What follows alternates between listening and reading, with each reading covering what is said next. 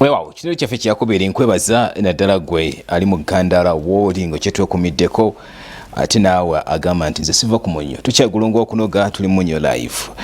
Tugenda ku Canaanland nate kunaku olw'omukaaga General Muhoozi Kaine Rugaba agenda kubona ate nga aweza emyaka 48 ekyobukulu naddala nga Mukama Katonda amuwadde obulamu obulungi. Omusumba Aloysius Bujjingo bwe mukwabo abayitiddwa ne ba House of Prime Ministers International aba member nabo agambye enteekateeka ebateekeddwa okujejjombera mu kulaba natenga bagenda maaso n'okubanga ate bamusanyukirako takomyawo ajjukiza abakkiriza ku Easter Monday olunaku olw'enkya okusaba gye kuli okusobola okulaba natenga buli kimu kitambula tereere nga nnyendo yante.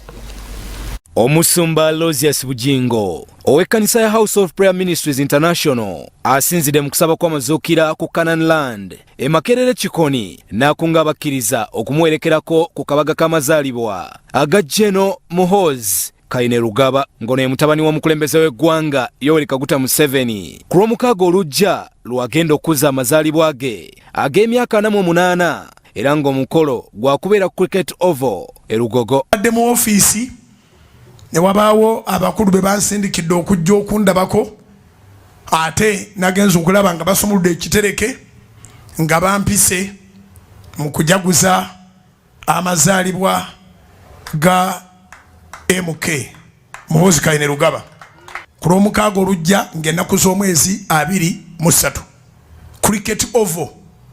Cricket Oval e Lugogo. Omu ku bagenyi abayitiddwa ye musumba Aloysius Bujjingo kyokka naye ayisa abakkiriza okumuwerekerako mu bungi. Ku lw'omukaaga nga 23 tusinkane ku Cricket Oval e Lugogo ssaawa 6 we wali amazaalibwa ga General Muhoozi Kaine Rugaba tugende tujaguze naye awezezza emyaka 48. Abantu bangi abafa nga tebagiwezezza. Mu kusaba olunaku olwaleero omusumba Bujjingo ajjukizza abantu nga bwe waliyo okusaba okw'amaanyi olunaku olw'enkya ku Easter Monday. Enjiri y'amazuukira tekomye kunyumira bantu kyokka wabula obubaka obugibaddemu nabwo abakkiriza tebubalese kyekimu. Omusumba akuutidde abantu okunywerera ku mazima obuteeraliikirira balabe baabwe kubasookayo. Lwekunyiga naye tobivaangamu kubanga naye taata teyabivaamu. Jesus is our role model. We are called Christians because we act a Christ-like life. We walk, actually it's not acting, we walk a Christ-like life. If you are walking a Christ-like life, believe me, you are going to face these mockers. Avumiridde n'ekyabakyala balina embuto okweyunira ennyo ebyuma ebimanyiddwa nga scan. Siwagira mukazi kugenda mu sikaani. Biri ebyuma babikola kukola ssente. Buli ajja n'olubuto nga bamugamba bamuwandikira kati genda ne mu sikaani. Abalala muleese n'akajanja nti sikaani ebawa n'ekikula ky'omwana n'omukyawa nga akyalina mu lubuto.